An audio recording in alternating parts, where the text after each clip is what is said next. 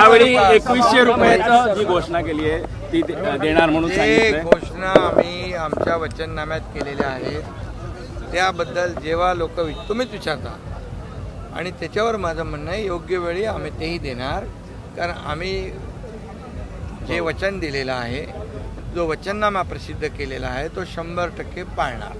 त्यामुळे लाडकी बहीण योजना कधी बंद होणार नाही, किती विरोधकांनी अफवा पसरवल्या तरी. आणि त्यांना आम्ही जे आमच्या वचननाम्यामध्ये जे वचन दिलेलं आहे तेही पाळणार. भाई, कोकणातली आज शेवटची सभा घेतली आहे, कशी जिल्हा परिषद कोकणामध्ये पूर्ण सगळीकडे महायुतीचं भगवं वादळ सगळीकडे घोंगावत आहे. आणि लोकांनी ठरवलं, इथं सिंधुदुर्गात तर बघितलं आपण की लोकांनी इथं तर 25 लोक बिनविरोध आलेत.